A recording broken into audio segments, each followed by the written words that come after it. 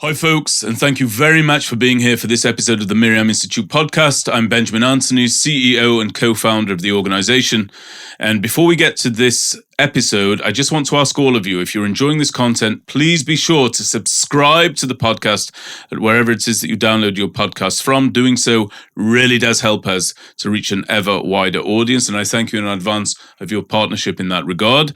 And also don't forget, if you're listening to this on audio, you can also subscribe, and you should subscribe to our YouTube channel, the MirYam Institute YouTube channel, where you'll get our latest programming, exclusive footage, and brand new up-to-date interviews. And today, with all of that having been said, I'm honored and delighted to be joined here by none other than Gal Gilboa Dalal, the older brother of Guy Gilboa Dalal. Guy Gilboa Dalal was snatched from us on October 7th, 2023 from the Nova Festival, and he was just returned along with 19 other living hostages to his family, to his home, to his land, and to his people. I got to know Gal in the course of him fighting to bring his brother home. I watched as he campaigned all over the world together with his dear family to ensure that the plight of his brother Guy didn't for a moment fall from the consciousness of the general public. And I'm honored to have a conversation with him now, just days after his brother has come home, to ask him about that fight for his return, about how his brother is doing, and about what his attitude is to the world in the way that it is, having gone through all of his experiences in a post-October 7th reality. So here's my conversation with Gal Gilboa Dalal, and I want to give special thanks to my colleague Rozita Pnini for all of her work on behalf of the hostage families since this dreadful chapter began. So with that, it's on with the show, and don't forget to leave us your comments. Gal Gilboa Dalal, it's a real honor to have you here. You are the older brother of Guy Gilboa Dalal. Guy Gilboa Dalal, of course, was taken from us, from you, from your family, on that dreadful day on October 7th, 2023. And he was captured in a video alongside others who were taken. Included in that video from within his captivity was Eviatar David, childhood friend with whom he grew up. And Eviatar David and Guy Gilboa Dalal, for a significant portion of this time, were kept in captivity together. They were also filmed, many people will remember, undergoing the worst psychological torment and torture that I think is imaginable, when they were driven to watch the release of other hostages back home to Israel, made to record a message urging the Prime Minister to end the war inside the Gaza Strip, and then they were driven back to their captivity. And I am pleased to say, and I give thanks to God to be able to say, that you and I and my colleague Rozita Pnini and our organization, the MirYam Institute, and your family, your parents, Ilan and Michal, we have gotten to know each other since that dreadful day. And today, for the first time, we meet with the wonderful news that your dear brother, Guy, is home. He's in hospital at this time, recuperating and rehabilitating, but he is home in the land of Israel among his people, together with Eviatar, and he is safe, he is alive, and he's getting better each and every day. And I just want to begin by asking you to tell us for a moment, how is your brother doing? How is Guy? And then we'll go back and we're going to retread some of the story. But I have to tell you, just it's wonderful to see you. It's wonderful to see you smiling. It's wonderful to see you without that dreadful weight on your shoulders. First time I've had the privilege of doing so. So great to have you here. Tell us how he's doing. So first of all, I want to thank you, Benjamin, not just for being here and for meeting you today, but for everything you've done for us. Our family appreciate you and Rozita so much, and we just love you. So it's great to meet you now when Guy is home. And you know that, as we spoke before, not as you used to see me, when I was so mad, so angry, so hurted about everything that happens. It feels like a big rock just went off my heart. Like, I would say a fog that was always there in my mind just disappeared, faded away. I told my girlfriend, Shiri, you met her. Yeah, sure. I told her that, like, I'm waking up and I can hear the birds tweeting, and it's not bothering me. It's beautiful. Like, I can see colors differently. And, it's because fighting for my brother, fighting for Guy, that was the hardest thing I had to do. Feeling that I lost him, thinking that seeing him at the Nova Music Festival may was the last time I've seen him. I'll see him. That was the worst. That was the worst time you can imagine.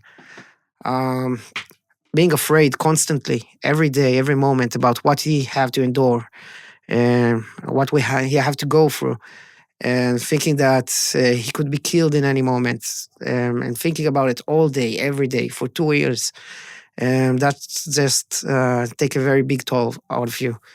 And I feel like I think the word I heard from families saying the most is like we have been reborn, and that's how I feel like I've been reborn.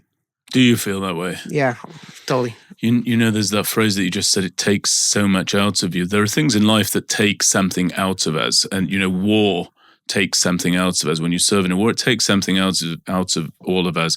I've never, thank God, had to undergo anything like the trauma that you've been carrying. But I will tell you from my own experiences, we understand that it takes something out of us. The trick is to make sure that we manage what we put back in place of that thing that was taken out. To avoid putting back bitterness and anger and so on and so forth, for example, because you had to go out to a fight and a battle and whatever your challenge may have been, to not let that something that was taken out be replaced by a further burden.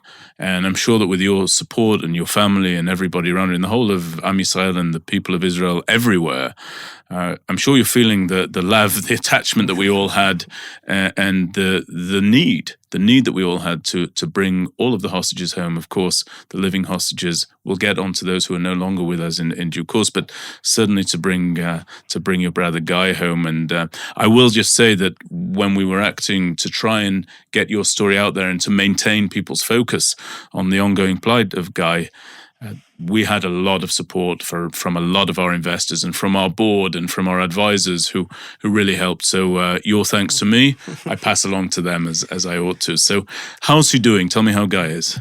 So I would say that I'm thanking you, but I also thanking all of our nation, all Jewish people everywhere that were so supportive in all this time.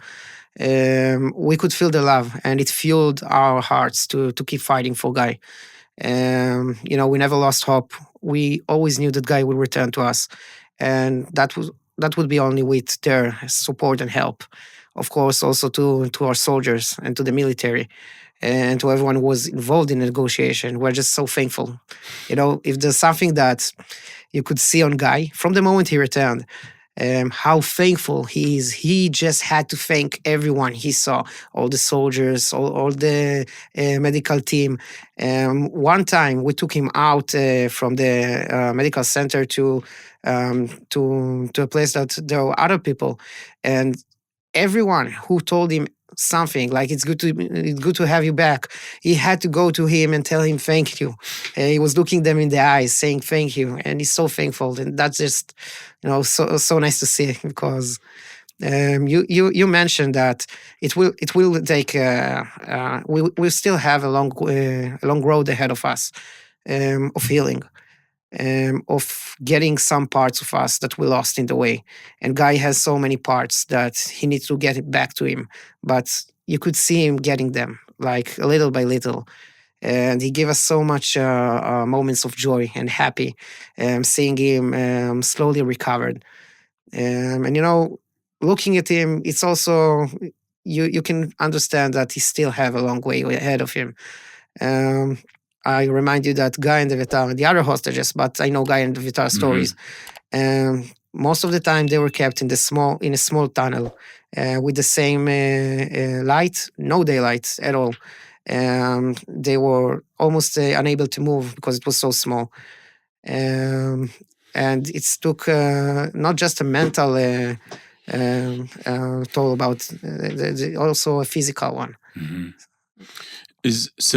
So Guy's in the hospital, he is improving, he's stepped outside into the daylight, he's gone for a walk, and he's thanked everybody that, quite frankly, is just thankful that he's home, as I am.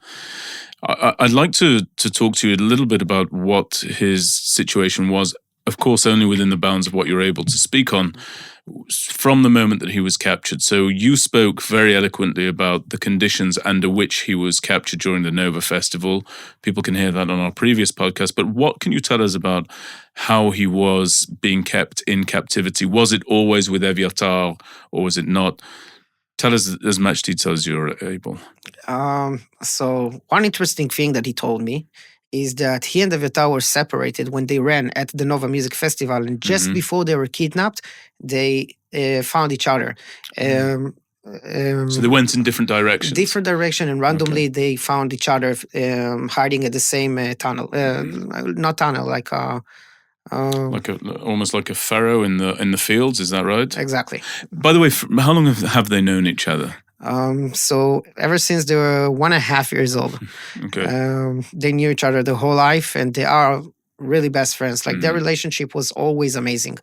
But you should see them now. Sure, yeah. I mean, that's crazy. I remember that I asked Guy if he want a sip from a wine. And he looked at me and he said, let me ask Eviatar. You should have seen them listen to music for the first time. They came back and they put an Avenged Sevenfold song. It's called Buried Alive. And these lyrics really talk to them, of course. And they just start, their hearts start pounding and their skin start changing, and they start to... it was the most emotional thing to see. Guy said that he never remembered music was so beautiful. And yeah, they give us a lot of moments like that. And, sometimes Guy, he says that it's hard for him to speak about something right now, but he needs Eviatar to speak with him about it because he's the only one who's going to understand him. That makes sense. Yeah, exactly. Yeah. So it's crazy to see the relationship. Now, Guy and Eviatar were kept together until 2 months ago. So they find each other there on the day of the attack by chance. They'd separated. They came back together, and then you were saying about the conditions of their captivity. Yeah, and then they were taken. They were cuffed and in a dark tunnel for 30 days, about 30 days. With 3 other hostages, I think, or 2, and then they were separated. They Guy and Eviatar were separated from the others, or they were separated from each other. Sorry, Guy and Eviatar were separated from the others. They were still together. Do you know why? Why were they kept together? Why were they separated from the group? That's a great question, because when we asked, we didn't get a direct answer. It feels like maybe that the terrorists that decided where everyone should go were older than the other terrorists that kept them most of the time. Now, the younger terrorists that kept them were the most brutal ones. They are the one that made sure to make their life a living hell. But the oldest one, they were more religious, so they maybe have a little bit more empathy, I think. So they let them stay together. But we know that it's very special because most cases Hamas intentionally separated people that knew each other, or even brothers. Right. Yeah, so that was very it's a cosmic thing. I couldn't explain it. And when you say younger terrorists versus older terrorists, do you know the age range that you're talking about? Like the much oldest one, like the one that Guy used to say, the fat and old ones. Okay, right. Okay, versus the younger ones. Exactly. Yeah. And so they were separated. And then what happened? So they were separated from the other group, and then they met Tal Shoam. That was the first time they met after 30 days. They were together in quite a few places, not yet in the underground tunnels of Hamas, for I think about 3 months. So they're being moved around at various periods from, is it house to house? I remember we interviewed Almog Meir Jan, who came back in Mivtza Arnon, in the rescue operation that rescued him and Noel Gamani and a couple of others. Exactly. So they stayed with other families. And that's interesting that you mentioned Noah, because they stayed in this kind of apartments until Noah Gamani was rescued, along Almog Jan and a few other hostages. And when they rescued them, Hamas decided to move all the hostages to the underground tunnels. Yeah. So that's when they took them out. They took them down to the tunnels. Yeah. Guy, Evyatar, and Tal Shoam. They were taken together to the tunnel that Omer Vankrat was staying in. That was, I think, around 200 days after they were kidnapped.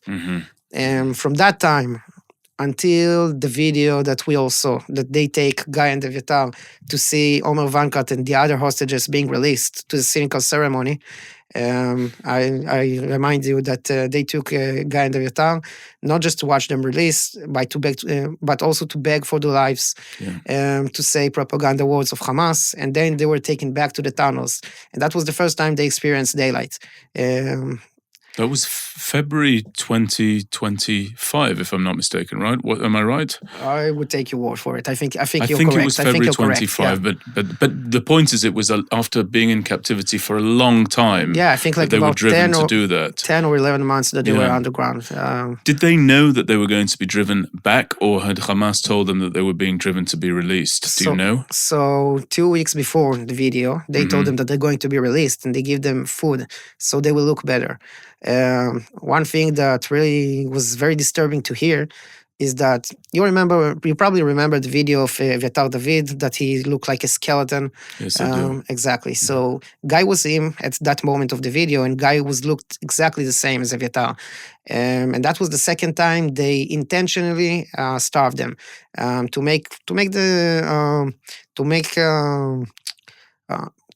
them a presenter of starvation. But it was intentionally, and they told us that the terrorists that gave them food, they ate very well, they were fat.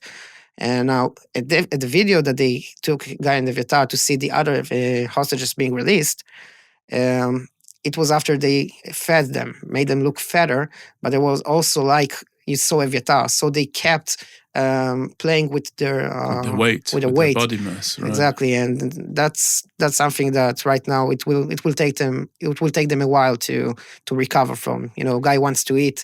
You saw the video of him eating a chocolate ball. Yeah. He if the one thing he missed, almost like music, is food. But he is unable to eat as he wants to. He's not yet. No, he has a lot of stomach, and when he eats too much, he needs to puke or go to the toilet. And the first couple of nights, he couldn't sleep from pain. Also, because of the way they were kept. They have problems with their muscles and with their bones. A lot of physical pain to be recovered from. So just to make it clear for our listeners, so that they understand the videos we're referencing, there are 3 videos that you and I are talking about. The first video was one filmed by Hamas right after they were kidnapped from the Nova Festival, and that features Evyatar and Guy and several other hostages bound inside some sort of a cell. That one is the first one. Then there is a second one, and the second one, I believe, is February 2025. I think so. I might be mistaken, but I think so. And in that one, we see Guy and Evyatar David being driven to watch the release of other hostages and then being driven back to the tunnels. And they looked terrible in that video, incidentally. So when you say that they were being starved prior to that, and then they were given more food to eat in order to almost increase their body mass so they looked less unwell, that really does shock me. I mean, it doesn't, shock's not the right word. I mean, it's awful. It's awful to know. It disturbs me greatly. And then we saw a third video that was more recent, just a couple of months ago, that I think everyone will remember, where Evyatar David is emaciated. You can see all the bones in his clavicle. You can see the bones on his hips, his shoulders. And he's actually told, it seems that he's been told to dig his own grave inside this tunnel. And that was a shocking video as well. But our thoughts, and you've just cleared this up, were, where is Guy? Why is Guy not in that video as well? So you're saying that because we understood that they were being held together. So Guy was there when that video was filmed, is that right? That's right. And he was in the same together. And he was in the same condition. Yeah, they was in the same condition. I asked him about it, and he said, me and Evyatar look the same. I think that they want to make another video with Guy. They did took another video with Guy, but they didn't publish it because the world saw the hand that gave Evitar the food. That was Hamas' Right. mistake. And then you could see the hand that gives Evitar food Was healthy. 3-4 times bigger than Evitar's hands. Yeah, it was normal sized forearm and hands that you would see, far from emaciated. So Guy told me about the hand that we saw in the video. He and said that's when the Hamas terrorist is passing him water, I think, right, or food. I can't remember. A can of bean, I think. That's right, a can of beans. Yeah. And Guy said that this guy was one of the most biggest men he ever saw. He was not just fat, but also very big in his dimensions. So you imagine how much this kind of men need to eat to look that way. And he told me another disturbing thing. He told me that most times they used to have feasts right in front of their eyes, eating very well. And then the leftovers of the rice, they would put aside until it would be rotten. And only then they would give it to them. And they would make them to count the rice corn to make sure no one received more, because it was so small rations. So they were always starved. Most time they were eating rotten food, and they knew that there is food and that it's being done to them intentionally. So all of these lies about there not being any food inside the Gaza Strip, about there not being any aid going into Gaza, that's precisely what they were. It's just lies. 100% of the hostages would tell you, all the people that they saw, that kept them, they just ate well. They never saw that they are missing anything. So I think that's the answer to the question. How are your parents? How's your sister? First of all, I would like to say we're great. We're great, and I can't believe I say it. We got our life back. We got our brother back. Our family has been reunited. You said before, not all families receive the same ending, and there are still hostages that need to be returned. 19, I think. And that's why this joy comes with also pain. These people, we became one big family. These people fight by our side for 2 years. But right now, my focus is on my brother recovery. And being with him, as I said before, just gives you so much moments of joy and happiness. It's also hard sometimes because it doesn't tell too much about what he had gone through in captivity, but he have a lot of questions. He have a lot of questions about what happened that day, why it happened that way, why no one came to help him. On the 7th of October. On October 7th, but even afterwards, he wanted to know where he have been in what point of time. Want to know about the people that guard on him, about what we knew about him, about what the military knew about him. He have a lot of questions, but when he asks questions, he also tells sometimes piece of information about what he had gone through. And every time he tells something, our heart breaks. It's like, even with everything we knew, we couldn't imagine it would be that bad. There are some things that we can't tell. Is there an example of something you can tell? I don't want you to say anything you can't, but is there something that really jolted you that he said, if you're comfortable saying it? Look, we talked about the starvation and psychological torture and the physical torture, and they had to go to endure. I can tell more about this because there are countless stories. Think about being made to go through it every day, every second. The story just doesn't end. But I just say that it just gets harder and harder to hear about it, because we had to convince ourselves sometimes that maybe it's not that bad all the time.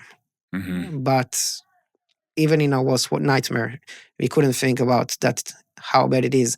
And Guy said something very interesting. I was shocked when he said it. We said something about the Gaza people that has been held him and treated him badly. And he said, I have nothing bad with them. And I asked him, how can you say it? Yeah. And he said, look, after being with them for 2 years, I can tell you that these people don't have anything, don't know anything about what they're saying. They're living so poorly. They just don't know anything. They believe that what they think is the right thing, and that's because what the leaders teach them. And they do believe it. They do believe it in 100%.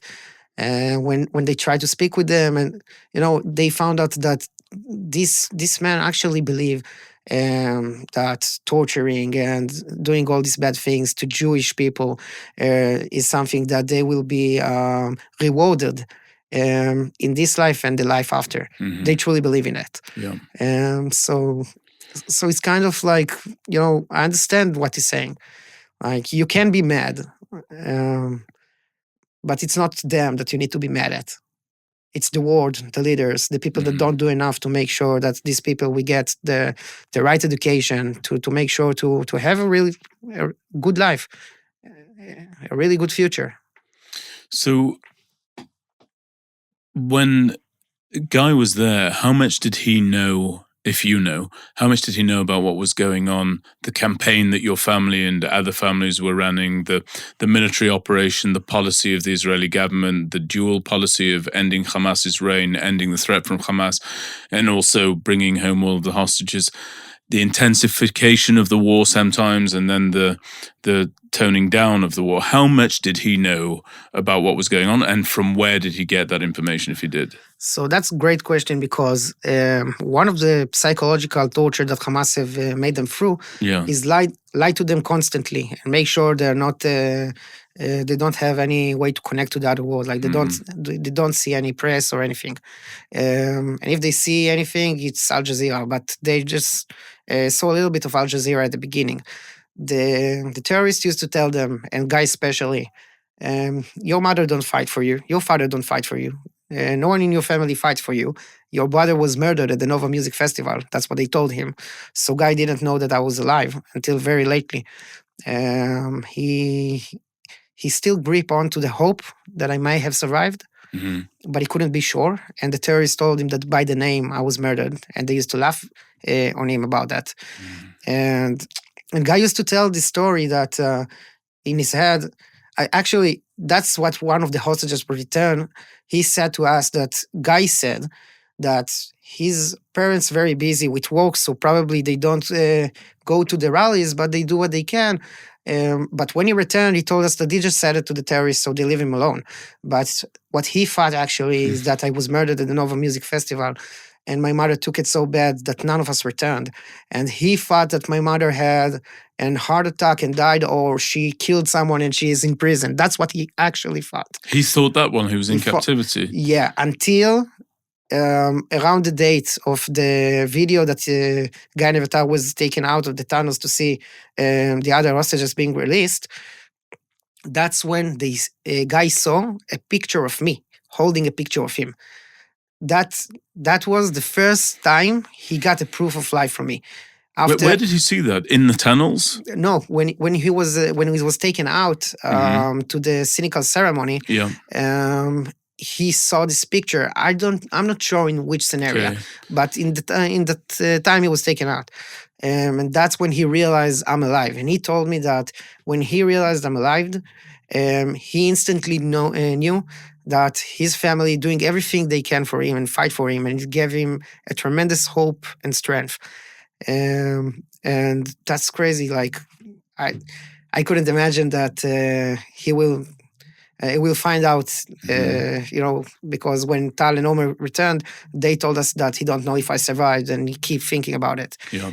And that was so emotional. All that time from October 7th until he was driven out to watch that ceremony, he thought you were dead. Yeah.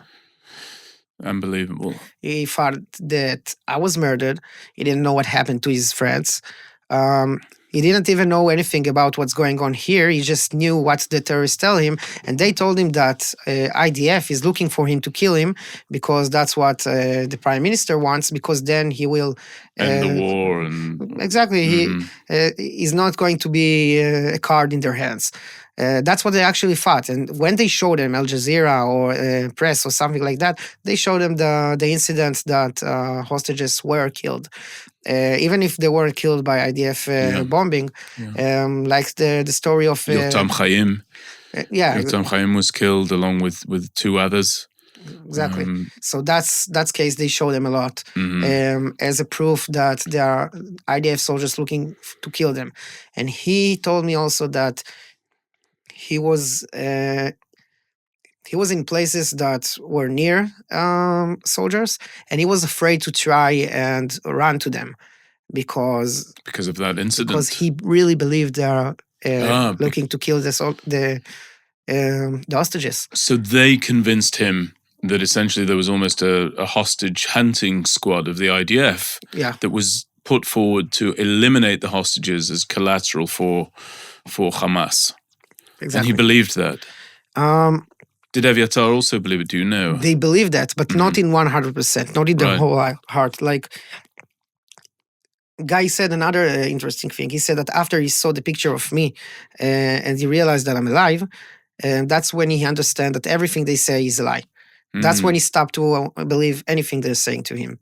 That was a turning point. He also said that when the other hostages were released, Tal and Omer, that were with Guy and Eviatar, that was when the hardest time in captivity began, because there was a talking about the second stage of the deal back then, and then it didn't happen, and we went back to fighting. And we hear that when we go back to fighting, we know that the terrorists there are taking their rage on these hostages, and that's what happened for so much later time.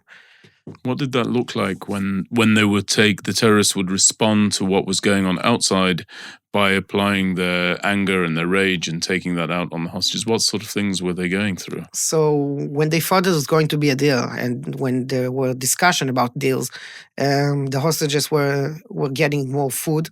They were beaten less or not at all. So they won't have any bruise. Sorry to interrupt you, but how frequent were these beatings? It's depend on their mood. Really? Yeah, one day they can beat you and laugh, and one day, like, that's hysterical. Actually, there was one terrorist that were guarding them. I can tell it now. That was a little bit of psychotic, and he could come to them and tell them, "I love you. You are truly my friends. Tell me that you love me." And when they told him, "We love you," he used to beat them like really, really bad. It's like, and then he told them that, "Now tell me you love me again." And when they told him, "We still love you, we still love you," he said, "That was a test. I was testing you to see if you'd still love me." And he used to do these kind of things often. He used to do degrading things to them, spraying anti-cockroach spray on their food, on their where they slept, like really, really bad things. Would they be compelled to eat the food afterwards? Were they made to eat that, or was it just to sort of destroy it so that it wasn't edible for them?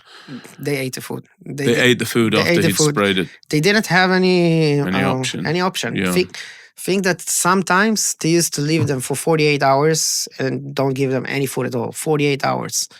After it happened a few times, they used to keep half of the food they receive for just in case that they won't get any food in 24 hours.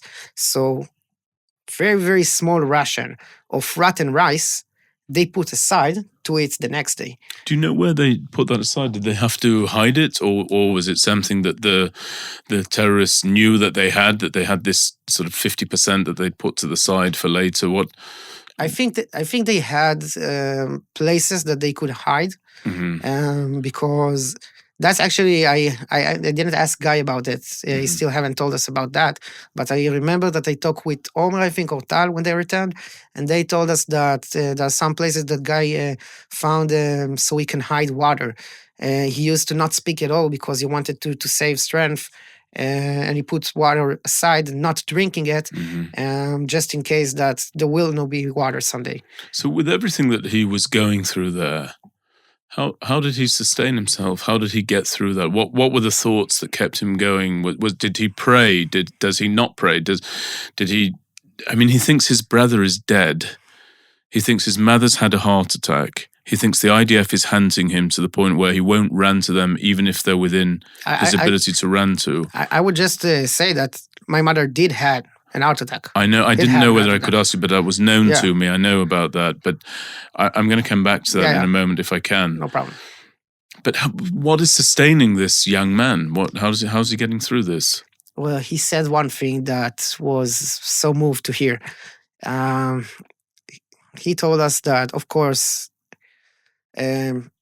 he has the greatest family, and because of us, he was able to stay strong. But he said it also in other words that were very, very emotional.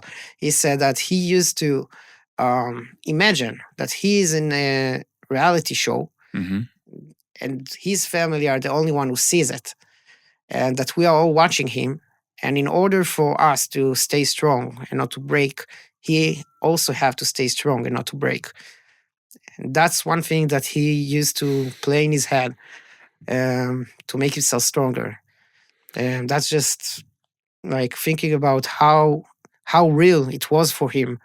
It's just crazy. Did he also think like please, I think that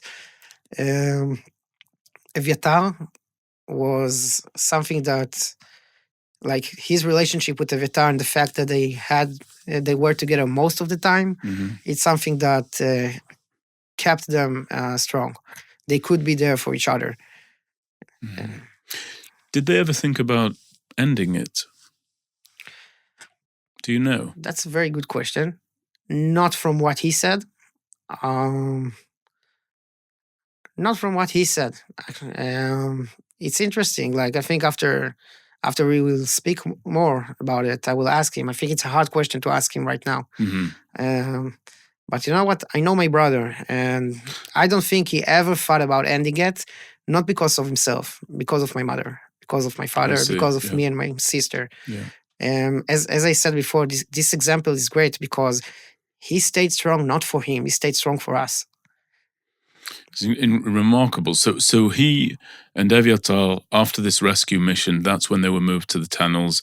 I believe that's also when Hamas was given orders that if they so much as heard the IDF approaching, that they were to execute the hostages. And we saw that played out with other hostages tragically. But I'd like to know, before I turn to speak more about you and the fight that you carried out to bring your brother home, what is he like? I mean, it's bizarre, I think, for the entire Jewish world and the non-Jewish world who loves Israel to look at these hostages who have been seared into our minds. We've all seen photographs of them. When we go to Ben Gurion Airport, we all walk. When we touch down here, we all walk past their images. When we drive on the Ayalon Highway, we drive past their images. We drive specifically past the image of Eviatar and Guy together that was there, saying that we have to bring them home, that was filmed from when they were filmed watching the hostage release. And we're very attached to them, but we don't know them. We've never met them. We don't know anything about them. The closest connection that we have is you. So what is Guy like? What was the personality that was taken away from us on October the 7th? When Guy returned, the first thing he told my mother, he told her, I'm not the same man I was before. I'm a different man now, but I'm the strongest man I know. Yeah. He said it like as soon as he met her. And right after, he started talking with me about anima shows. About what? Anima. The Japanese animation shows. He asked me about his... This may surprise you, but I'm not into all of that. Yeah, I didn't figure. Are you into it? Very much. I take the credit why he's into it. Yeah. I'm sure you gathered when we were on the road together that I might not be into anime cartoons. So sorry, go on, tell us. He was talking to your mother about anime cartoons. Yeah, and then like a few moments after, he started asking me about his most favorite shows in animation, and then you probably saw the video, and then my sister gave him a chocolate ball that that she made for him, and you could see his response right away, like, yeah, that's Guy, that's my brother. Like, look how enjoying he is from small things. He was always like that. He was always so funny and always so like he would let his emotion being shown. Like that was for me just amazing. It was like, okay, so he still he is a different man now. He still have a long journey to recover, but he kept himself. He's still Guy. He's still my brother. And it's like now when we're sitting with the family, so he's not like, he's more there with you than he used to be. Like, he really listens to you, and he's looking you in the eye, and he wants to hear what you have to say all the time.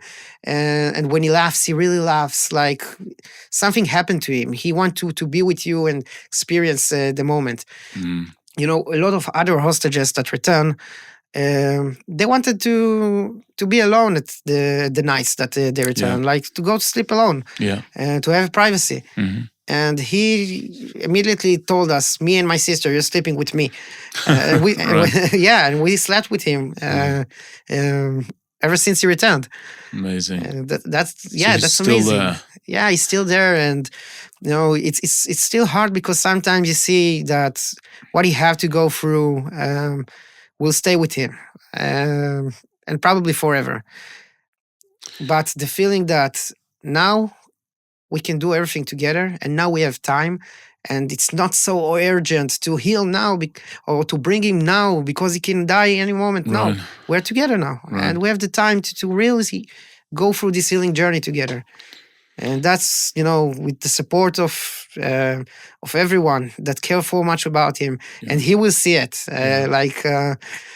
He just come to realize how many people care about him and wants to see him in a good shape again, to see him as who he is again, and they would help him. And then I'm sure that little by little, step by step, we will get there. So I want to turn now to you and to your story. So you and I came together. You got on my radar because I was giving an interview at I24 News, which is here in Yafo, in Jaffa, and you were brought in by them to talk about this dreadful. Yes, it was the first and only time I went to I24 News. Is that so? Really? Yeah. You haven't been before or since? Yeah. Okay. So probably we have a cosmic relationship also. Yeah. Possible.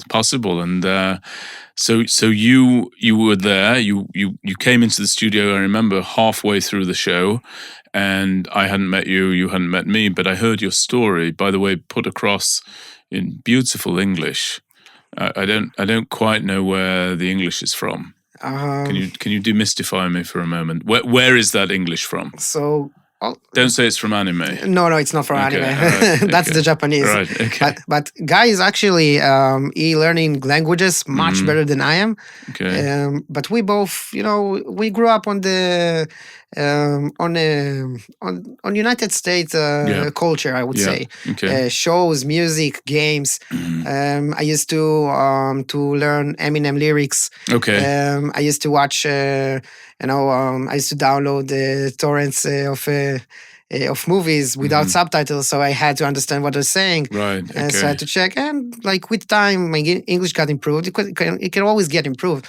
But I think I think in these last 2 years, I learned to speak much more freely than I used to.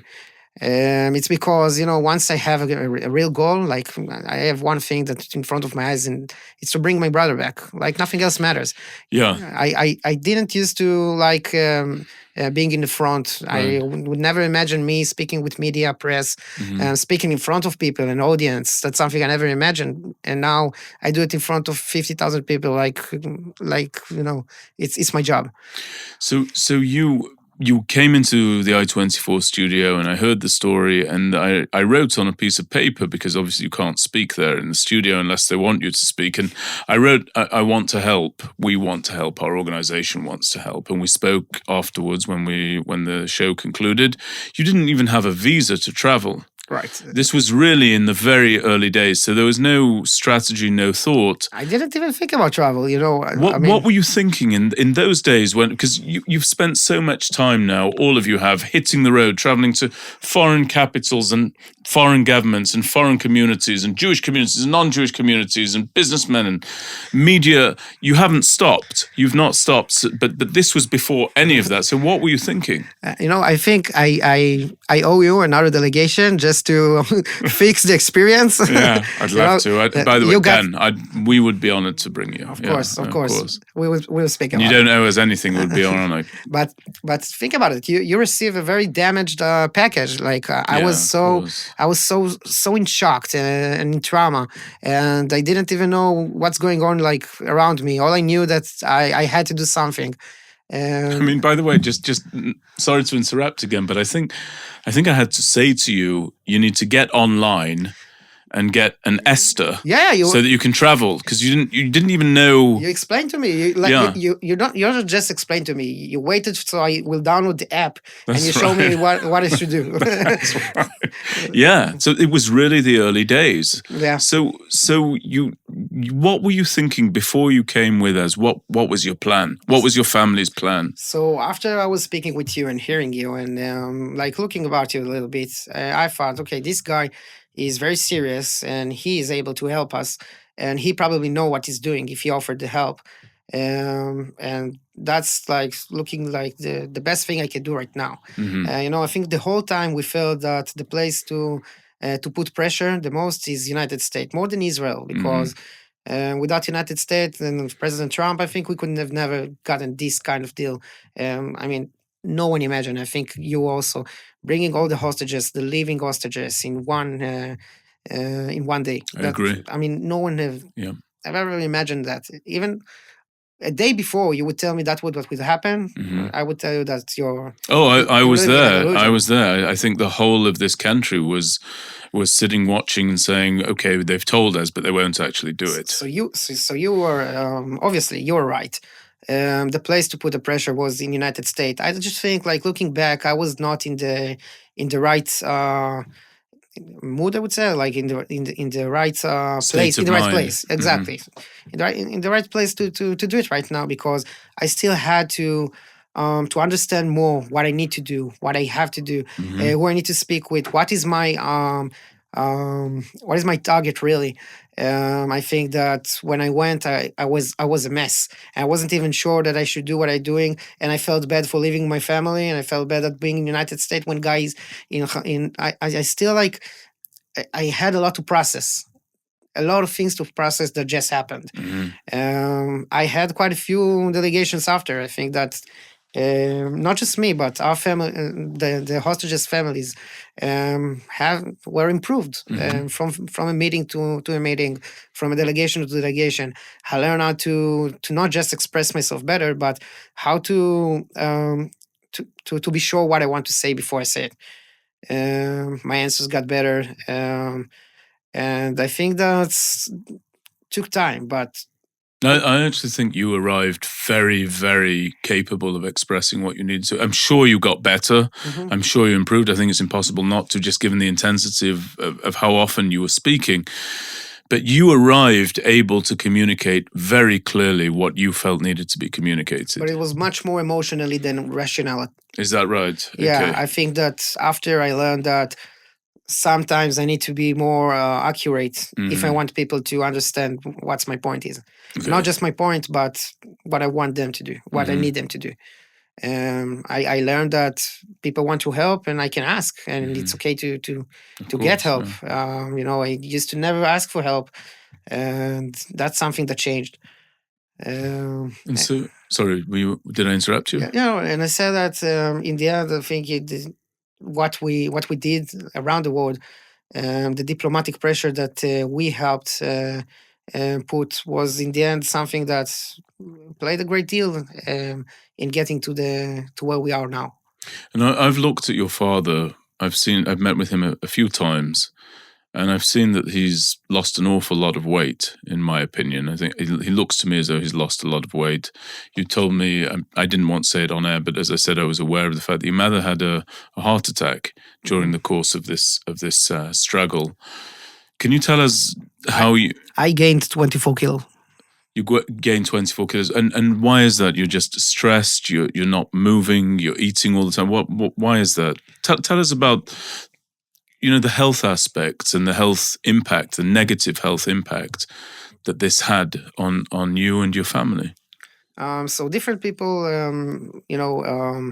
respond differently to stress. Yeah. In my case, there was a lot of emotional eating. I feel like I felt hungry every time I think about how hungry Guy is. When he came back, I joked. I told him I gained everything he lost. Okay. Right. Yeah. Right. Okay. Right. My mother showed him immediately, like, her scar. She told him that's on you. But really? Yeah. Wow. But Okay. she was sarcastic. Right. But, Of course. Yeah. and he immediately told her that was his biggest fear. What was his fear? That my mother had any kind of because heart of what attack. they'd said. Yeah. Look, he knows my brother. He knows my mother. Yeah. My mother is the kind of mom that gave up on everything for her children. Yeah. And we are her biggest accomplishment. And she said all the time how proud she is and how we are everything for her. Losing a child for her is like losing the life. And, we always were kind of people that were kind of spiritual in a way. And we always believe that the body and the mind, they are going together. And once the mind is very sick, then the body starts to be sick also. And as I said, everyone responds to it in other ways. I myself, I'm cracking my teeth. Like, you grind your teeth. Grind my teeth. I do it repeatedly. So I have a lot of pain since in this area. Since this came about. It's something that I used to do when I was stressed, but now I stress all the time. Right. So I mean, not now, but I used to be stressed all the time in these last 2 years. Did you think that your mother was going? Did you ever feel that you might have a heart attack? Did you? After she had an heart attack, and she told me that she didn't know if it was mental or physical because her heart hurts all the time. I told myself that's exactly what I feel. I feel like my heart is going to explode. Like when I wake up in the morning, when I go to sleep, like every time, like I feel like my heart is going to explode. So I went to have checks, and I'm healthy in that matter. But it's like people don't understand, but it is a physical pain that you can actually feel. The stress from the stress of the situation. The stress, the pain, the missing Guy, everything. And was this a phenomenon that you heard about that other hostage families were going through? That everyone would say the same thing. Physical ailments. And how far in did your mother have the heart attack? I think it was around the year after the Guy was kidnapped. It was she got. She passed out in the middle of a delegation in UK, and they and then she, after a few checks, they didn't check her heart. She was okay enough good to go back. So she came here and she went to a doctor, and he told her if she would come a day later, she would die. That's what he told her. Yeah. And she presumably puts that down to just the stress that she was carrying. Is that right? Yeah, of course. We all felt the same. Like, I'm not just speaking about my family. Like the families. Could you sleep at night? During this whole period, did you manage to fall asleep? Did you ever get a restful night? I'm not sure if I should say it, but I take things to help me go sleep when I really needs to. Otherwise, I just passed out when I can't stay awake anymore. Just of exhaustion. Exactly, just as exhaustion. But there's no notion, for example, of it's 11 o'clock at night. I'm going to bed now, and I'm going to sleep until 6 a.m. or 5, whenever it is. No, there's no time to sleep. You don't have that. Yeah, I can go sleep in the morning. Could go sleep in the noon, afternoon, like whenever I'm too tired. And like it's always hard because being awake, you have to feel like you're doing something for your brother, for Guy. Yeah. Like you can't do anything without thinking, I'm doing it now and what he's doing now. Yeah. So tell me just in short form, what have you seen? Where have you been? What have you done during this 2-year period as you have tried desperately to bring your brother back? And by the way, you spoke a lot about the diplomatic pressure coming from the president, and of course you spoke a lot about the soldiers who've fallen to keep the military pressure on as well. I think it's the combination of those two that brought about the release. Do you agree with that? I repeatedly said it all over the world, that diplomatic pressure without military pressure, or military pressure without diplomatic pressure, cannot bring the hostages back. While we do everything we can in the military pressure, the world had to intervene with our side against Hamas, to put the diplomatic pressure on them. Only once Hamas felt really isolated, only once they felt that there's no one on their side, that's only when they agree to a deal. And I think it could happen earlier, but not because the military pressure or our government, like a lot of people like to say. I think it could happen earlier if the world would stand against the terrorism and against Hamas. So I've got a lot of questions about that. I'll come to them in a moment. But you where have you been on this journey? I know you won't want to give all of the destinations, but what are some of the things that you've done? Because the reality is, in my view, that the diplomatic pressure would not be where it is if the families hadn't made this their entire life, to go to legislators and to the media and to foreign governments, and even go into the lands of our enemies in many cases. So, I remember, that's a good question. I remember that we went to a delegation with Knesset, with few Knesset members, to Japan, to try and recover the relationship between Israel and Japan. Because Japan, after the starvation campaign that Hamas started, they were the first one to say that they will recognize a Palestinian state. Like, while my brother is still there and other hostages are being held by terror organization, you want to... and they didn't understand what they're doing. They thought this is to be the wisest thing to do to end the war. And we went there in a delegation with the Knesset. And in all we had a lot of diplomatic meetings, and in all of them, you could see that once the Knesset members are speaking, there's still like sense of... I wouldn't say trust, but it stands. There's a sense of distrust. Do you mean a lack of trust, or there's a sense of trust? No, Which one? I wouldn't say, no, that's what I say. I wouldn't say trust. I wouldn't use that word. Okay. I would say that there is a tension, some kind of tension in the room. Between the Israeli elected officials and the Japanese officials. After I did what I'm doing for 2 years, between all diplomats people, there's always some kind of tension when they speak about something that they're not so, they don't have a lot of knowledge about, that they feel maybe guilty in a way, that they need to defend something, or, there is. And once we spoke, the families, once we start speaking, telling not just the stories of the hostages, but what we need from them to really bring them back, then you could see them start speaking differently. Like the tension went down and the empathy took its place. Just the human story. Exactly. But it makes something to the diplomatic meeting. Yeah. I think it changed a lot of press meetings, a lot of diplomatic meetings, that you have an empathy and sympathy to the people that in front of you, because his story. You don't just hear about his story, you actually see him. You see his pain. You can actually feel his emotions. And that's why, we spoke about it earlier. You said that even 1 month later, I came with you and I was doing a good job.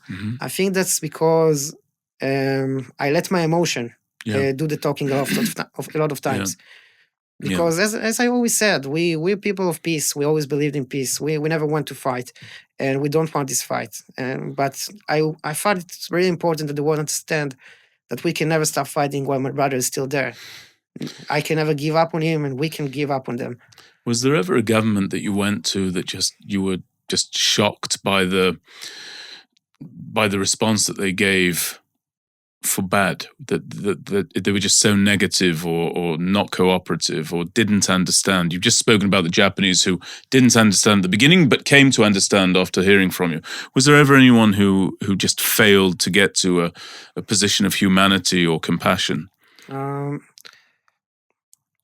So as I said before, I think the Japanese people, they did a mistake I said about recognizing a Palestinian state without understanding what they're doing. They want to do the best thing to end the war and to bring back the hostages. Yeah. And after they understand what needs to be done, they did it. So there's this, I would say ignorance, it's a big word, but this ignorance about this conflict. And there are some people who, and I learned in the last 2 years that it's not just diplomatic people, but also media people. It's also Hollywood stars. They will say what the people who like them would want them to say. They don't believe in anything other than keeping their power. And I felt, I don't want to say which countries, but I felt quite a few times that you know what? I didn't just feel it. They said it. They said, "You are right. You should keep fighting. We will do all the pressure we can in closed rooms, but we can't say it to the press. We can't talk about the hostages. We need to talk about the Palestinian people." Right. So many diplomatic people.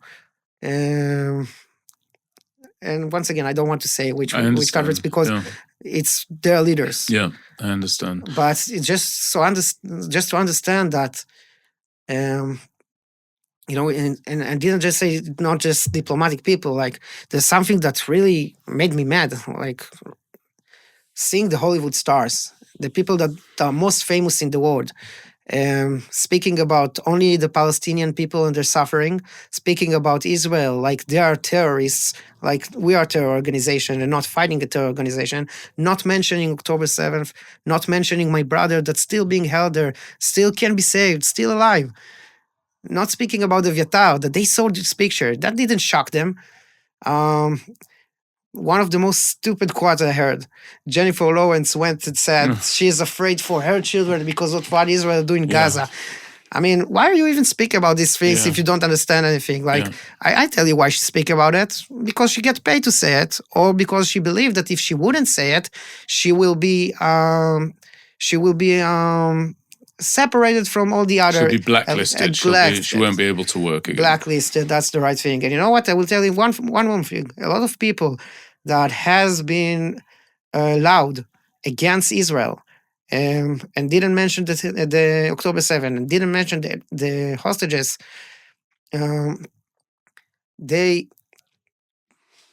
sorry, I lost the... You were talking about Hollywood.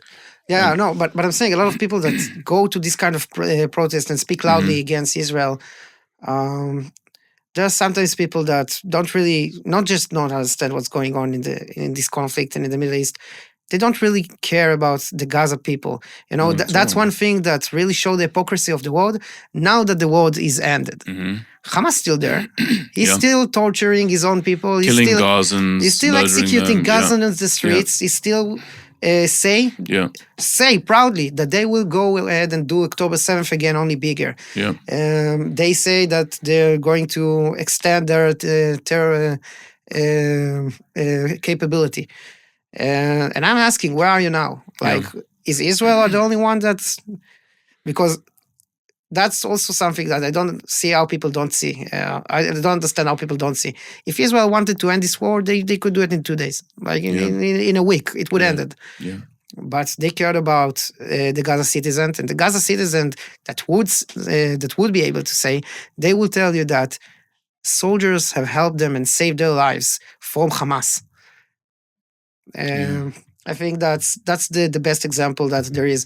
So of all the crew of every strain and stripe and strand that has really left a bad taste in your mouth, it's Hollywood. It's actually the celebrities who have the ability to influence and just the inability to use that influence for good. It's it's Hollywood and the leaders that have strength and didn't use their strength to do it because they are too afraid of what their crowd will have to say. What their population will say, the domestic population. They don't want to deal with any criticism. Yeah. They want to be to go where the votes are. Yeah. And that's hard because once again, when we're speaking with them, they're saying different things. They won't argue with you. They say you're right. I just can't say it. There was a dreadful scene, and then I'm going to ask you a few final questions and I'd love your insights on. There was a dreadful scene that played out at the United Nations after Eviatar David was filmed in that tunnel. And it was Eli David, and Eli, his brother, his older brother, so he is to Eviatar what you are to Guy. And he went to the United Nations. There was a convening of ambassadors in the United Nations and foreign ministers that was put forward by Israel. Gideon Sa'ar, foreign minister, went over for that. And Eli zoomed into that meeting and he showed the photograph of Eviatar starved. Really looked like he was on the brink of death, Eviatar, at that time. Now I learned that Guy was in the same situation from you. And Eviatar pleaded with them to do something. And one after the other, simply took Eviatar's plea, turned it on its head, and said, your people. It took Eli's plea on behalf of Eviatar, turned it on its head, and said, your people are the ones doing the starving. Your people are starving innocents inside the Gaza Strip. Did you see that at all? Yeah. So, and I was actually WhatsApping with Eli live at the time saying, you should leave this meeting. You should not. I mean, it was 20, 30 representatives. He had to sit through, as he doesn't know whether his brother's alive or dead. He had to sit one after the other. And I was saying to him, you should walk away from this. You do not need to tolerate this. Just say your goodbyes, leave in a dignified way and walk away from it. And he didn't. He sat there with tremendous strength, determined to represent his brother and the plight of all of the hostages. Does that experience gel with what you're describing, just these leaders, so-called, who cannot bring themselves to say or do the right thing? I think that's even deeper. I think it's even worse because there are people who would say, you're right, I just can't say it. But these people, they don't want to hear what you have to say. Right. They don't want not to argue. They want to talk with you at all. And I think we could see it in so many places. Like when Benjamin Netanyahu, our prime minister, came and spoke at the United Nations. Exactly, at the United Nation. He was speaking to an empty crowd. Yeah. And it's irrelevant if you agree with him, if you not disagree with him. You're supposed to listen. You're supposed to listen. Yeah, we're supposed to speak about things. And in all the Israeli protests, in all the Jewish protests that you ever seen about the hostages, it was always end the war, bring the hostages, let's have peace, let's speak about it. In all the Palestinians protests, it's always from the river to the sea, free Palestine, kill all Jewish people. It's always like when we want to speak, there's no one who wants to speak with us. They just want to point their finger on us. And it's really hard to fight this. When it's not just the UN and it's not just the Hollywood stars and it's not just the diplomats, it's also the media and the press. So what the people see and what the people get is lied, is propaganda. Yeah, and that's what they believe. And when you want to speak with them, no, they know everything. They don't want to speak about it. Yeah. You're the one to blame. Why would they hear you? And you could see that I think it's something that it's not just about this conflict. You could see it. The most obvious example is the murder of Charlie Kirk. You can agree or disagree with him, but this man, what he did, he was debating. That was what he did. He wanted to debate. He wanted to speak about things, and that's what killed him. People who didn't want to hear because he was too smart for them. They didn't want to hear his opinions. They didn't want to speak about it. Now, I wouldn't say if I agree with him or not, but I would talk with him. I'm sure you'd talk with him. By the way, these are the conversations. I would bring it closer to home. Without, of course, every decent human being does condemn and would condemn the assassination of somebody for having an opinion and for taking that opinion out and submitting it for a debate, as happened with Charlie Kirk. But I would even bring it closer to home. In MirYam, during this war, when I was there, and I'm sure this is the same for every single other soldier, you have agreements and disagreements. You also have automatic rifles slung over your shoulders, and you have grenades, and you have sharpshooters, and you have heavy gunners, and you have ordnance experts, and all sorts of other things. And the conversation is confined to just that. It's a conversation. You agree, you disagree. You don't pull out your rifle and discharge it against somebody who disagrees with you. I actually think Israeli society is a wonderful example to the world in that sense. I don't want to digress too much, but if you think about the fact that every 18-year-old here has an automatic rifle over his or her shoulder, and they go home from the military, it's the rifle they're given in the military, and they go home from the base to their apartments or their homes in the cities where they live, with all of the struggles that every citizen and civilian has, arguments with boyfriends, girlfriends, parents, children, money problems, social problems, whatever it is. And you don't find them resolving those problems by taking these M16s or M4s and shooting people. Right, it just doesn't happen, and I think it's a very unique society. I wonder what the society I grew up in, England, would look like if every 18-year-old had an automatic rifle. Right, it'd be a disaster. I mean, it would look like what's going on in the Gaza Strip, I would think. So I give you another good example actually from my experience. Yeah. We had a very important meeting, I think a month ago, with a great figure from the negotiation. He came here from the United States, and he talked with us about the situation right now. And we said, do we know his name? It's Rubio. Okay. Good stuff. Yeah, so we sat with him, 10 different families. Each thinks differently. Each thinks we should do something else. No one agree with anyone. Yeah.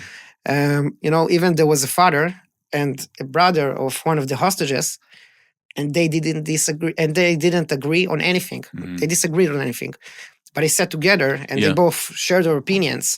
And we spoke about it.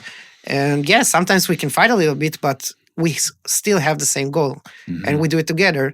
And that's why, in the end, we need to know how to discuss things, how to talk about them. So I want to ask you a few questions that have been on my mind, because we've all been hearing the media. Everyone who's listening to this has been hearing the media, wherever they are, whichever country they are in. And I think that there are a lot of topics that are not understood or resolved. And I wonder if you can give a bit of light. And I've actually written a few of them down.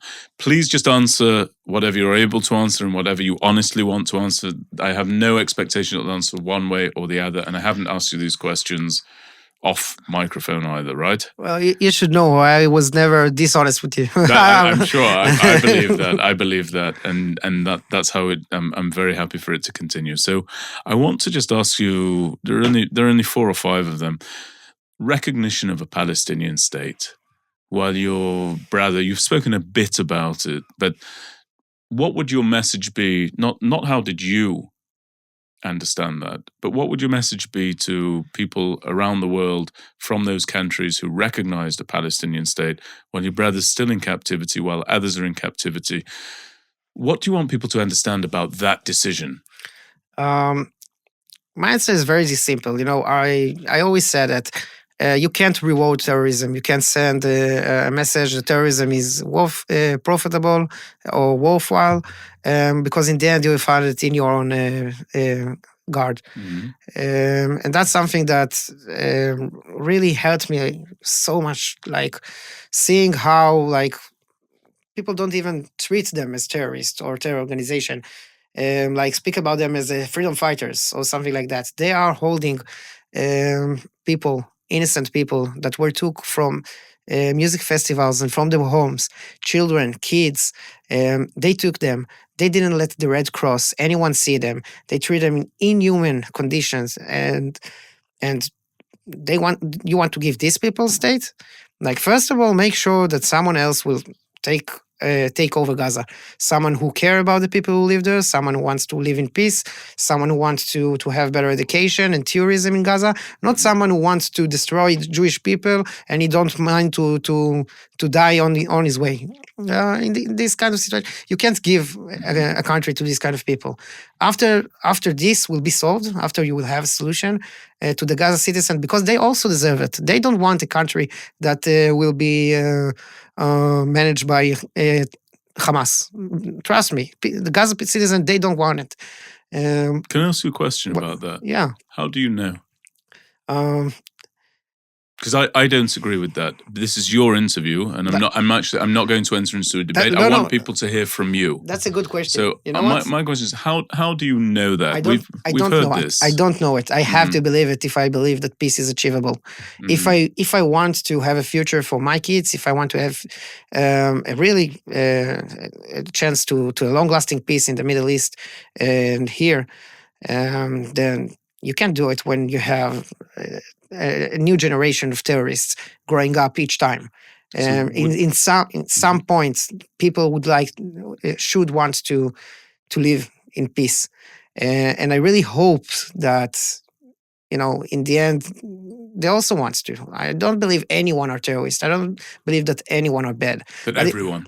You're saying that you don't believe that everyone is bad. Exactly. Okay. But if you take a baby ever since he was born, and you teach him how to kill and how to murder and how when he will die he will be rewarded, then that's what he believed in. That's just simple as that. So it has to start with a better leadership and education, and then I'm sure the other generation they will probably want to live in peace, and then it will be achievable, but it will take time. It's not something that happened in a day or two. It's a process. So and when you ask me about Palestinian state, then I will tell you, I really don't know. I have no opinions about it. Give them a state. I don't care. If it will give us peace, give them a state. But not to the terrorists there. Right. To the people who wants to live in peace. Not the people that go ahead and say to the whole world, we want to kill all Jewish people. If you give them a country, then... So is it fair to say that your thoughts about them is more of a hope than a reality? I want the listeners to know what you truly think. Yeah. Because I disagree. So, for example, if I was listening now, and again, I'm not going to have a debate with you now because you've got so much. Let's do the debate later, though. The later debate okay. when you're up and at your best. I think we agree on most things because I also, we also the don't videos. Get distracted. Don't get distracted by that because if you're going to talk about seeing videos, please talk about that. But don't let me distract you from your message. No, because we are agree on some on most things because we all saw the videos from October 7th where you could see the people in Gaza that weren't from Hamas, weren't tourists, hitting the hostages, spitting on them, celebrating everything. I mean, seeing that, you understand that these people grew up on hating you. But I still, and I have to believe in it, of course, okay. I still believe that. Do you understand me disagreeing with that? But let me ask you. Let me ask you something else because it's interesting. Yeah. You believe that there is a way that a generation of people that would like to live in coexistence be there if there wasn't a terror organization that would force them to live that way? No. I don't believe. But can I tell you why I don't believe that? I don't believe it for one particular reason. There are many reasons, but I'll just give one because, again, this is a conversation for people to learn from you and to hear from you. A lot of people will say that the Gazans cheer for Hamas because they're under the jackboot of Hamas terror, that Hamas are the terrorist organization and they force the Gazans into this very difficult situations. And if the Gazans don't comply, that they will be killed or tortured or whatever punishment Hamas would want to mete out. Okay, interesting theory. But do you know who would win the election in Yehuda v'Shomron, Judea and Samaria, the West Bank, if elections were called today where Hamas do not rule? Do you know who would win those elections? If there was an election in Judea and Samaria, the West Bank, between Hamas and Fatah, the Palestinian Authority today, and Hamas does not rule the West Bank, does not rule Judea and Samaria, do you know which party would win? Do you know who most Palestinian Arabs want to vote for? They want Hamas to rule. They're not being tortured by Hamas. Hamas doesn't rule that area. Palestinian Authority rules that area. Right. So I think I could speak about this a lot, and I have done on the media many, many times during the time of this crisis. But I don't think there is anything at all to suggest that the attitude and the antipathy and the ill intent and, frankly, the genocidal intent towards Jews in Gaza is the preserve of just a few. I actually think it's the vast, vast, vast majority. And I actually think that it's very dangerous that they're still living proximate to our border, because they're recruiting from within their civilians now, very, very readily. They're recruiting from within their civilians. And so I'm concerned about that. But I don't want us to get too distracted. So my answer is no. I think that the Gazan issue should be resolved beyond the borders of Gaza. And I think it should be in Egypt, and I think that the relocation of the Gazans at their will is something that the international community should be supporting. And I'll just say one last thing about it, and then I want to move back to you. I'm sorry to digress, but in any other war where there's a mass displaced population, such as we have inside the Gaza Strip now, as a result of their leadership and what their leadership did, there's a 1-2 punch that the international community throws. It's a combination of measures. The first thing that it does is it implores and beseeches and begs neighboring and non-neighboring states to absorb the displaced. So if you think about the Syrian civil war, I think it's about 9 million Syrians who have been absorbed by Turkey, a neighboring state, and by other countries, including, for example, Germany, a non-neighboring state. And once those states absorb the displaced, the international community then applauds them and thanks them for doing so. Same, by the way, with Ukraine. Poland, a neighboring state, absorbs them. Israel, a non-neighboring state, absorbs them. The international community implores us to do so and then applauds us for doing so. It's only in the case of Gaza, when the Egyptians were very responsible for what happened to us on that terrible day, that the international community says, not only is anyone who accepts them guilty of participating in ethnic cleansing, but uniquely the Gazans, unlike the Syrians, unlike the Ukrainian people, unlike any other displaced people in a time of war, that the Gazans uniquely want to stay exactly where they are in the misery that their leadership brought upon them. And that is total hypocrisy. And I don't agree with it. And so I think that if you are a fan of the Gazans, not you, but if one is a fan of the Gazans, the level of destruction in Gaza is very extensive. I believe it's equally justified. You shouldn't want them there. And if you're not a fan of the Gazans, that's me, I fall into that category. I'm not a great lover of the Gazan people. I don't want them there either, because I think that as long as they're on our border, they're a danger to our people. That's my honest thought. Now, I've answered. I hope I've answered it. Did I answer your question? Too good, I think. Okay. So the reason I asked you how do you know is because I want the people to hear from you how you get to your points, and of course I'm sure that they're well ordered. Your thoughts are well ordered, which doesn't surprise me. No, but it is correct when you say that it's more hope than thought, like because. We will explain later. I understand, yeah. So we'll discuss about it later. The next thing I want to ask you is this. In America, when you go to a Jewish summer camp in America, in the United States, as I've done many times, I'll give you an example. Camp Ramah. Have you heard of Camp Ramah? No. They have these enormous summer camps for Jewish students, Jewish kids. And the dining room has a big sign on it, and it says Chadar Ochel in Ivrit, and the library will say Sifriya in Ivrit, and the chair will say Kiseh, and they'll learn the language and they'll learn an attachment to Israel. And I actually don't think that Israel does a great job of teaching Israelis about their connection to diaspora Jews. Right, so I'll give you an example of that. When I first came to the army here, and I said to them, I'm a Chayil Boded, a lone soldier, to the guys that I served with. You know, on the first day you get introduced to everyone you serve with, you get introduced to your commanders. You remember this, right? When you're in Tirunut and in basic training, and they said, where are you from? And in my broken English, I said, I'm from England. And the first question they would say to me, Gal, is, what are you doing here? What on earth are you doing here?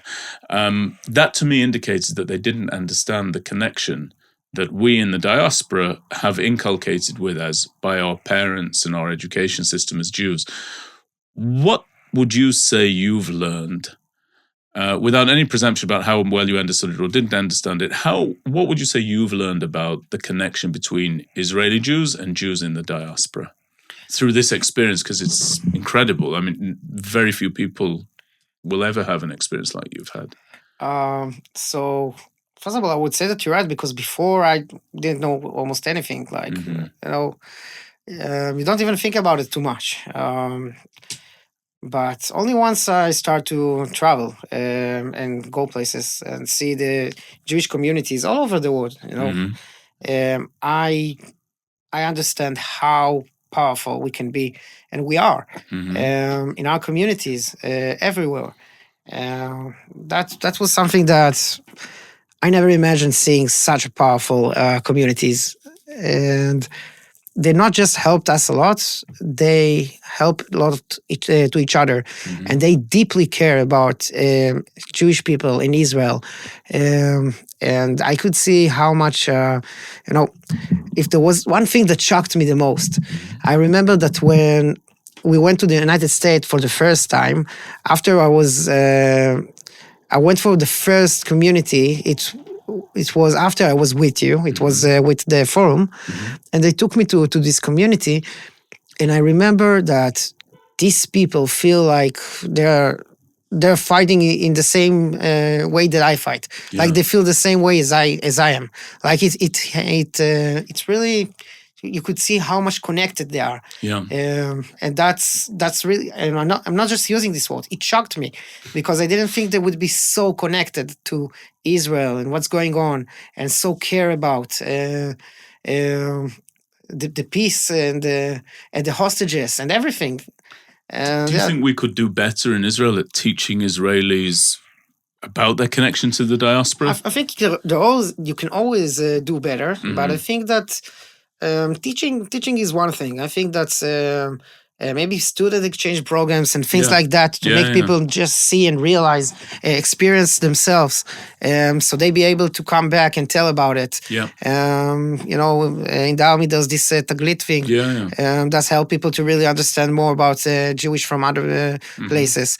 If there are more programs like that, I believe that there are more connections between Jewish people in Israel and Jewish people outside of Israel and all over the world. What would you say to people who have heard since October 7th the idea that the Prime Minister does not want to get the hostages back?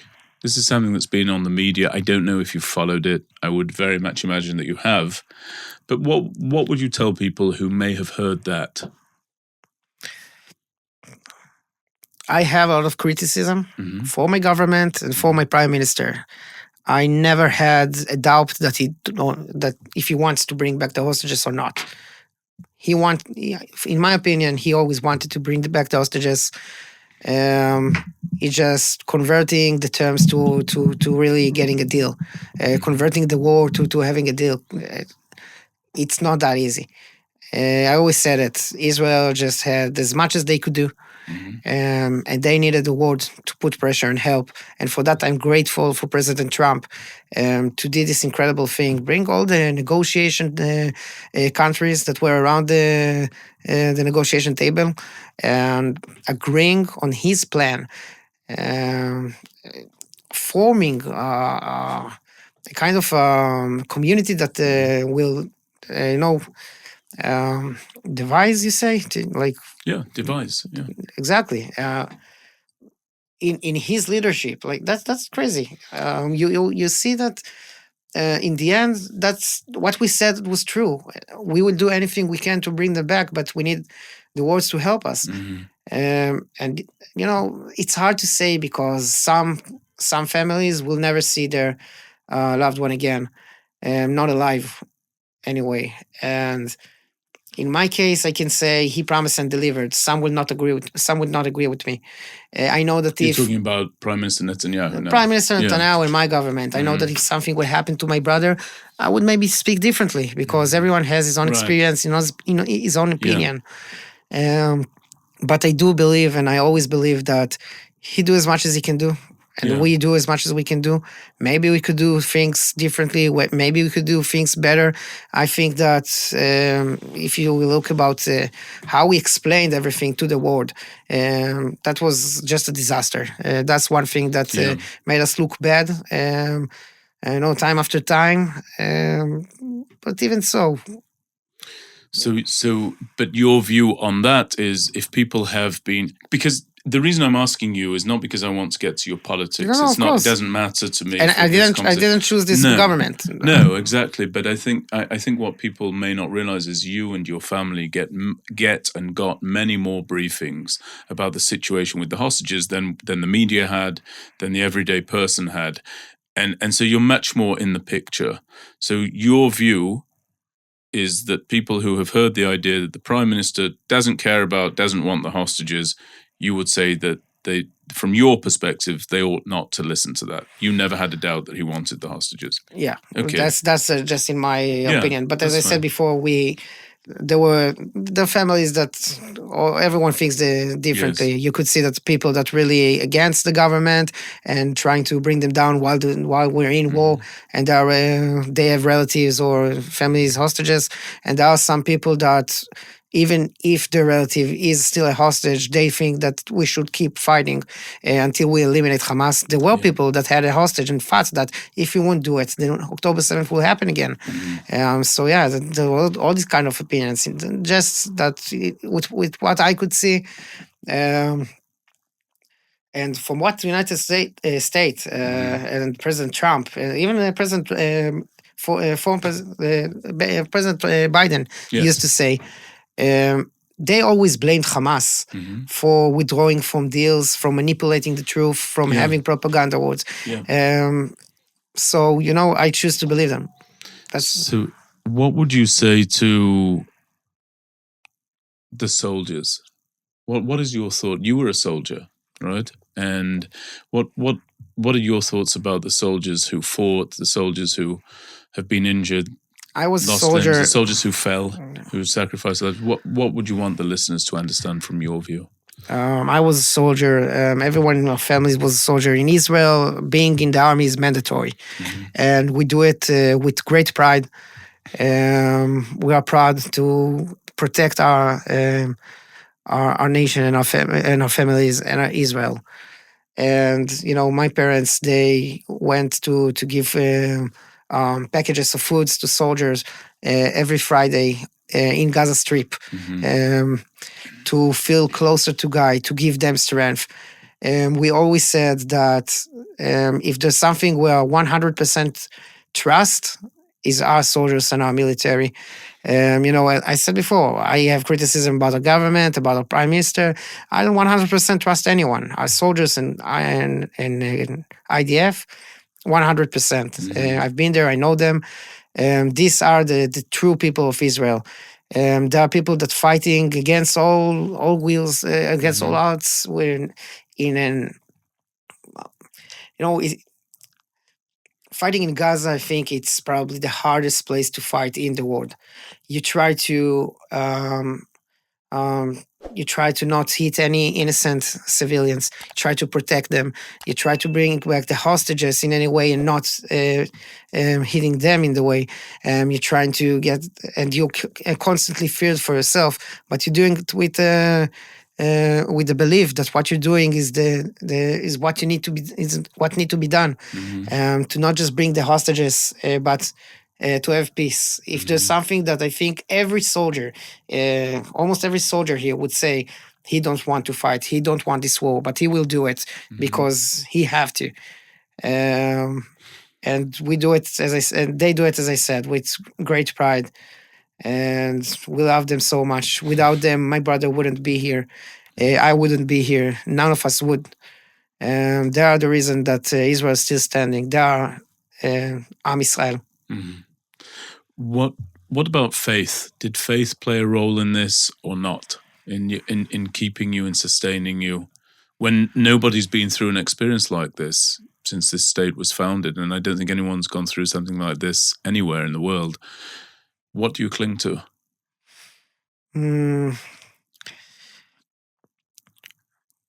Faith is something that we always held on to. Sometimes you feel it slipping away. Sometimes you feel it like stronger. You go through a whole process of getting your hopes and losing them, and getting faith and losing it. But in the end, you know me, from the day one, I said that I'm showing 100% that Guy will return to me. It cannot be the last time I saw my brother. I have to be reunited with him. I can't imagine a life without him. And I never let myself to imagine a life without him. As long as I had proof of life from him, as long as I knew that he's alive, and when I'm saying I knew, it's not that I was updated constantly, but when we saw the videos, for me, it's proof of life. He's alive until I know otherwise. And seeing him and thinking about him and what he have to endure in there, that just like gave me the strength to keep going, because I knew that I have to do it in order to have him back.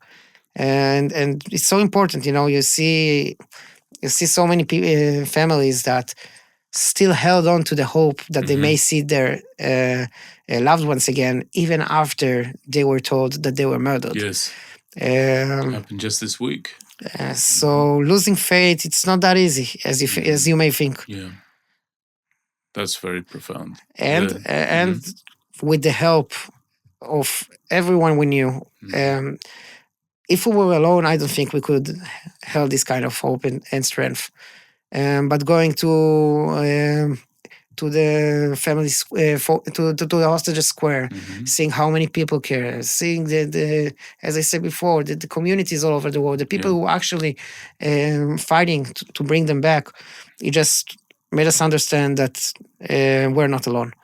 And my last question for you is, you should really be able to take this great success that you've had after all of this suffering, which is to be reunited with your brother, and your family is whole again, and you should be able to rest at that and go and recover and recuperate and rejuvenate yourselves.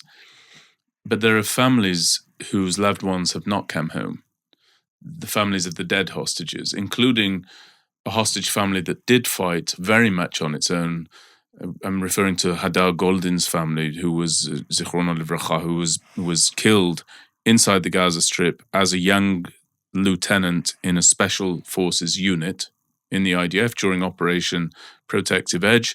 His body taken into the tunnels of Gaza and still held for ransom. And there are others like that.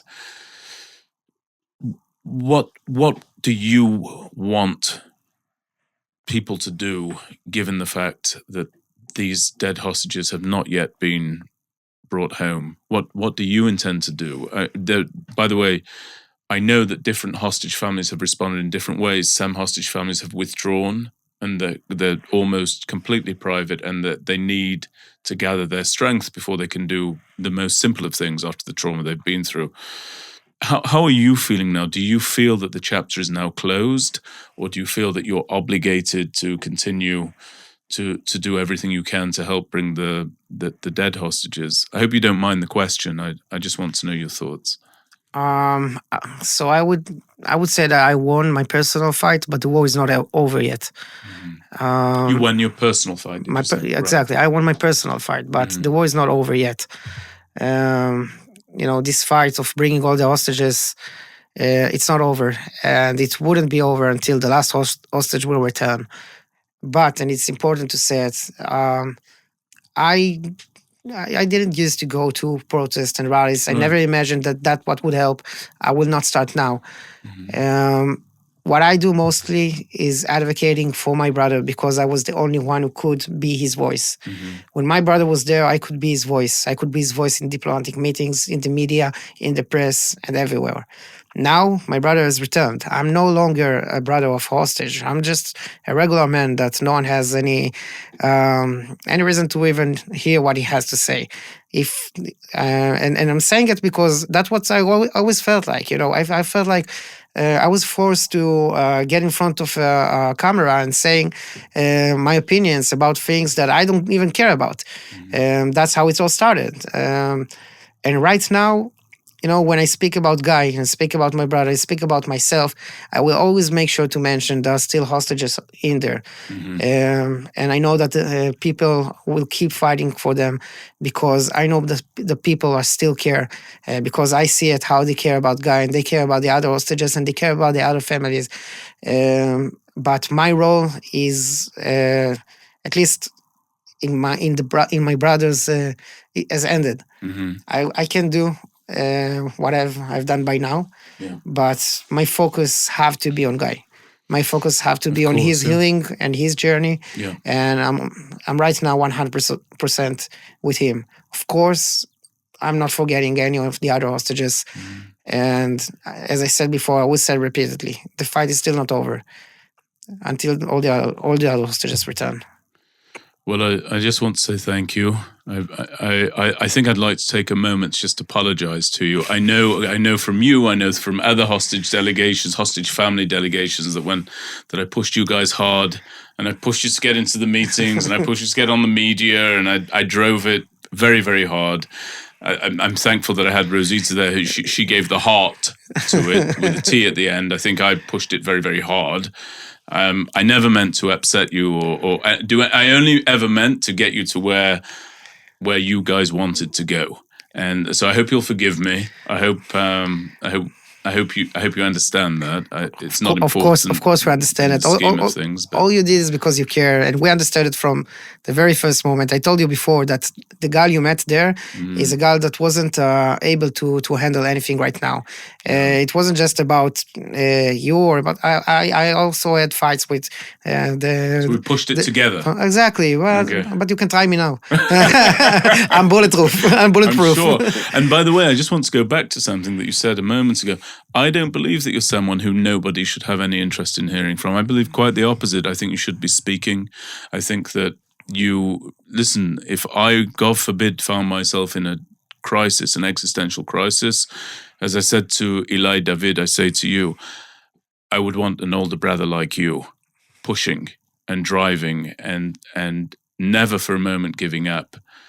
And essentially completely subjugating your own identity in order to be the brother of Guy Gilboa Dalal. That's who you've been for the last 2 years. And I would encourage you to gradually in time rediscover your identity, rediscover what it is you want to tell people and tell them, because you've been touched by circumstance. And I don't think that is to be now discarded. It was a dreadful circumstance, but out of it came many, many incredible aspects of who you are, true heroism.